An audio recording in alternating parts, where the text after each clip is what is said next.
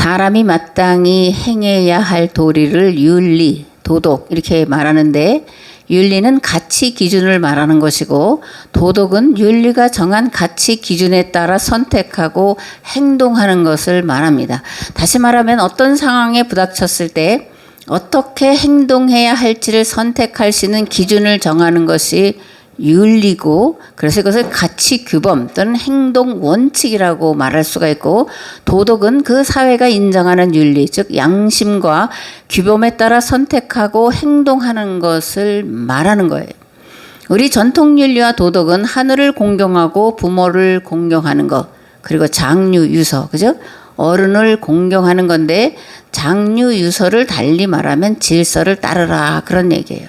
또 가정의 윤리와 도덕을 일컫는 그 가화만사성이라는 말이 있잖아요. 가정이 화목해야 모든 일을 다 이룰 수 있다 그러는데, 그만큼 가정의 평화를 중시하고 있는 것이 우리의 윤리와 도덕인 것을 알 수 있습니다. 그렇다면 기독교인의 가정윤리는 무엇일까라는 건데, 에베소서를 중심으로 보면 첫째는 부모 공경이고, 둘째는 자녀를 말씀으로 교육하고 훈련하는 것, 이것이 기독교인의 가정 윤리입니다. 아멘.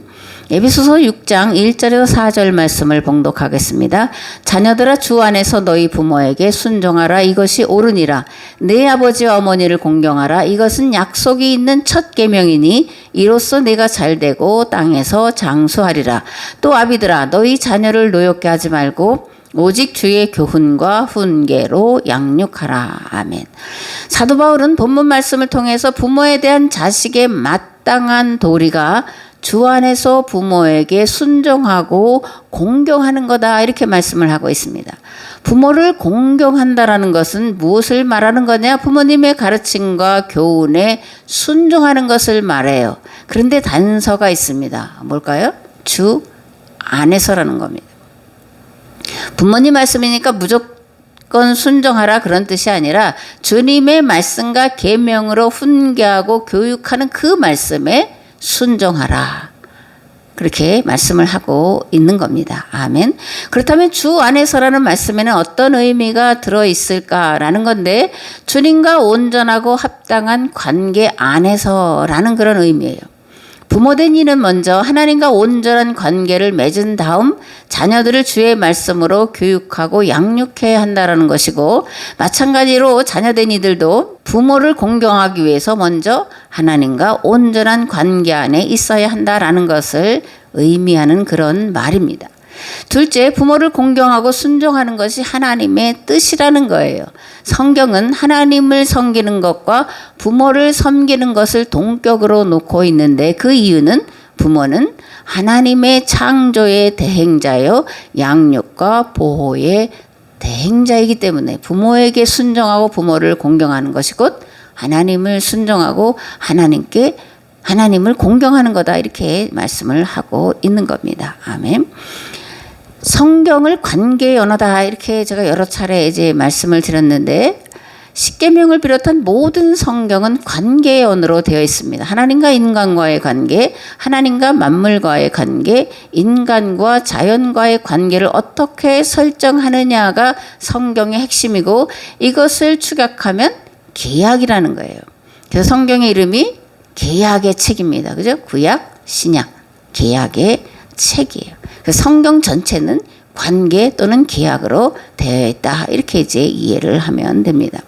하나님과 모든 만물은 계약 관계 안에 있다는 것을 알아야 하고, 무엇보다 하나님과 인간과의 관계가 계약 관계라는 것을 알아야 합니다. 모든 만물이 하나님과 계약 관계 안에 있다는 말을 달리하면 법과 자연의 이치와 원리라고 말할 수가 있는데, 인간뿐 아니라 모든 만물은 창조의 법과 자연의 이치와 원리를 따라 살아가야 하는 존재다라는 그런 의미예요.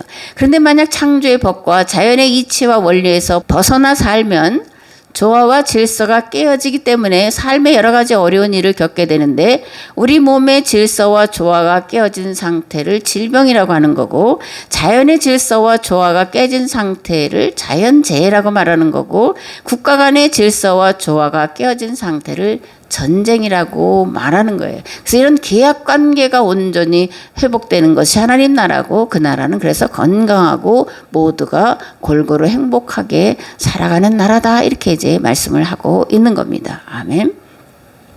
우리가 신앙생활을 하는 이유가 어디 있을까? 뭐 영혼 구원, 내세 천국 그렇게 2000년 동안 외쳐왔지만 그게 없다라는 얘기가 아니라, 우리가 신앙생활을 하는 이유는 하나님과 깨어진 관계를 온전히 회복하기 위해서 하는 거라는 거예요. 구원이 뭐냐? 그죠? 구원이 뭐예요? 하나님과 관계가 회복된 것을 구원이라고 말하는 거예요. 그래서 성경은 질병에서 노임받은 것을 구원받았다라고도 말하고, 가난에서 노임받은 것을 구원받았다라고도 말하는 거예요. 왜냐하면 깨어진 관계가 회복된 것이 구원이기 때문에 그렇습니다. 하나님 나라는 어떤 나라냐? 하나님의 법과 질서와 조화가 회복된 나라. 하나님과 관계가 온전히 회복된 나라, 그 나라가 하나님 나라다, 그런 거예요. 말씀을 들으면서 여러분 안에 이런 하나님의 나라가 임하기를 원합니다. 깨어진 몸의 질서가 회복되기를 원해요. 삶의 질서가 회복되기를 우리 주 예수 그리스도의 이름으로 축복합니다. 아멘.